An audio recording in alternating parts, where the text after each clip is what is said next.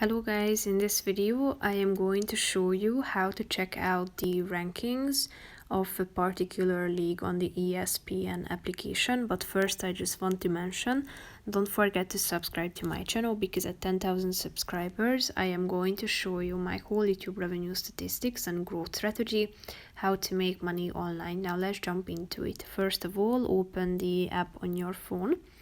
After that you should tap on this more button down below in the right side corner of the screen, and after that select a league from the all sports section or from your favorites. Tap on the relevant one, and after that click on standings, which is the third option at the top of the screen.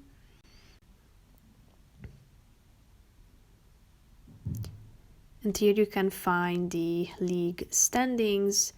As you scroll down, you can find the two charts in this case. So if you are interested in one of them in more detail, tap on the relevant one, and here you can check out the scores, new standings and stats. So basically that's it for this video, guys. See you in the next one. Bye bye.